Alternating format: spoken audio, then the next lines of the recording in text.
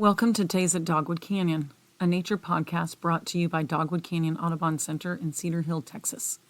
This is a podcast that will take you into our 200-acre wildlife preserve in the heart of the DFW Metroplex. Take a quick weekly break with us and get outside with the fresh air, the trees, and of course, the birds. My name is Kiersten and I'm Center Coordinator Community Programs here at Dogwood Canyon Audubon Center. Welcome, listeners, to our Days at Dogwood Canyon podcast.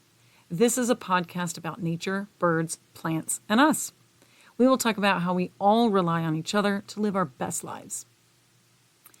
Today's Birds of Dogwood Canyon is about the Nashville Warbler. This is a migrant that flies through most of central and east Texas while residing in western Texas in the Panhandle during spring and summer. The Nashville Warbler, Neophilpus ruficapilla, is a small warbler at 4.75 inches and 9 grams. It has olive green upper parts, bright yellow underparts, and a white lower belly. The male has a small chestnut brown cap on the very, very top of the head. Females and juveniles do not have the brown cap. Both sexes have a gray hood that extends from the head to the upper back and a complete white eye ring. Females and juveniles have the same coloration as the male, but slightly duller, and remember, no brown cap. The Nashville Warbler breeds from British Columbia, northwestern Montana, and central California to central Idaho. They will also breed from Manitoba, Quebec, and Nova Scotia, down to Minnesota, to West Virginia, and western Maryland. It spends the winter in central Mexico and South America. My goodness, boy, this bird really gets around. Now, during breeding season, Nashville warblers will make a nest out of plant stems, pine needles, mosses, rabbit fur, and the occasional porcupine quill. 4 to 5 cream white eggs with brown splotches will be laid by the female. Both parents will incubate the eggs, which takes about 11 to 12 days. Once the chicks have hatched, both parents will feed them soft-bodied insects. Mates will stay together for a single year. Every year they will find a new mate after spring migration.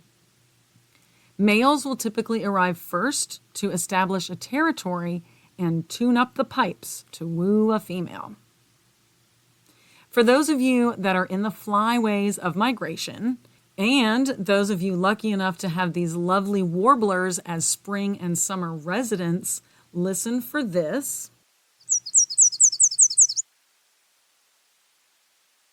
Or this.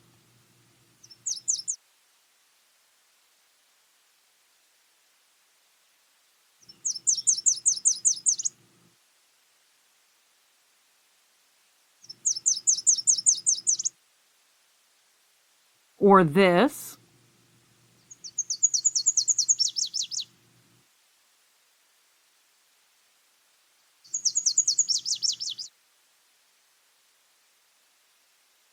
Or this.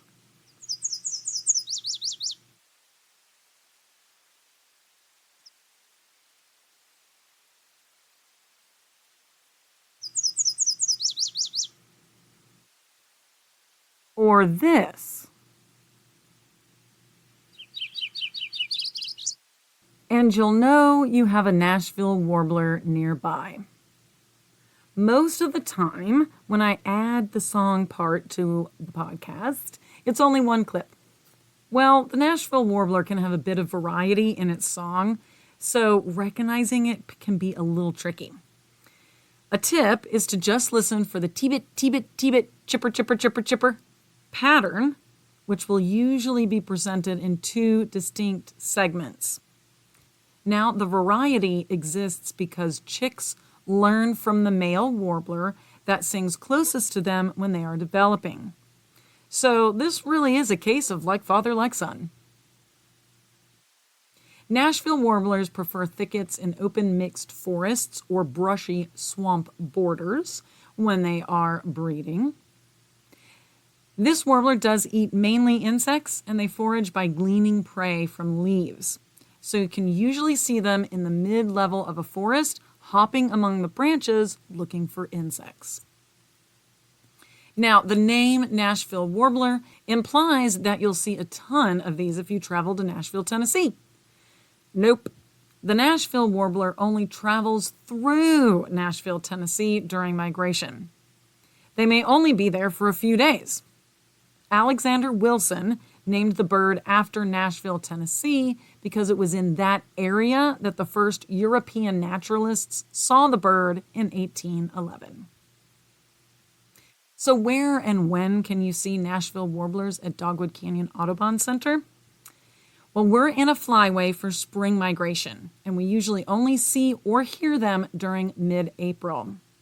A great way to catch them is to sign up for our first Saturday bird walks. I'll put the link in the show notes, which are led by master birder volunteers. Joining us on the April and/or May walks always proves to be an exciting time. If you can't make those walks, try the Canyon View area, Canyon Floor Trail, or the Nature Play area during mid-April, and you may just catch the Nashville Warbler. Well, listeners, I hope to see you all out here in April looking for the Nashville Warbler.